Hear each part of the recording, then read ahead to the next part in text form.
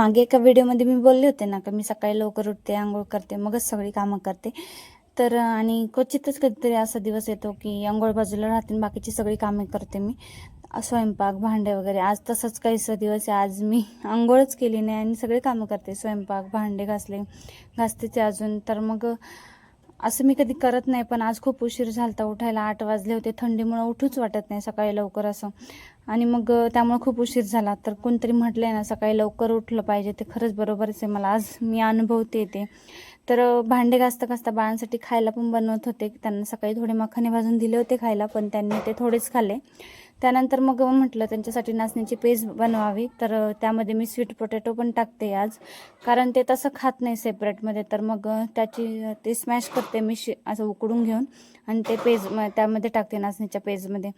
तर तेच बनवलं त्यांच्यासाठी. आणि मग भांडे वगैरे घासले, सगळी कामं पण आवरून घेतली. आणि आज ते दोघे झोपले, पण माझी कामं काही उरकली नाही.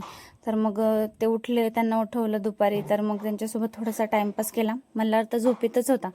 झोपेतच असं बडबड करत राहतो. त्याची भाषाच खूप वेगळी. तुम्ही जर ऐकली ना तर तुम्ही पण खूप असाल.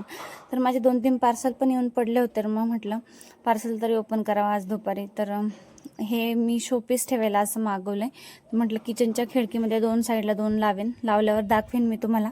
पण मला असं वाटलं थोडेसे मोठे येतील, ते खूप छोटे वाटतात ते. त्यानंतर हे जे पार्सल खोलायचं होतं ते मला खोलतच नव्हतं, म्हणून मी सुरी घेऊन आले. मग ते मी कापलं.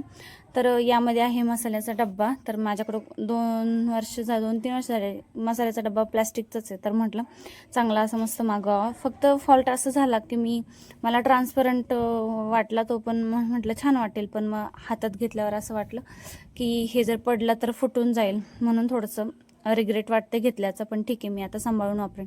हे तिसरं पार्सल जे आहे माझा टॉप आहे. टॉप पण खरंच खूप छान आला आहे, कापड पण मस्त आहे.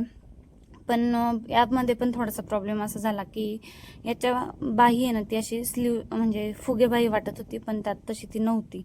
तर थोड्या वेळानंतर मग हे दोघं बघा, यांचं ट्रॅक्टरवरून भांडणं होतात आता. तर याला पण ट्रॅक्टर्स पाहिजे आणि त्याला पण ट्रॅक्टर्स पाहिजे. ट्रॅक्टर खूप आवडतो त्यांना, फोनमध्ये पण बघतात असं, आणि रोडवर पण आला का ट्रॅक्टर करत राहतात. तर मग मल्हार रडायला लागला. मग आता चिकूला दिला तर मल्हारसुद्धा रडायला लागला.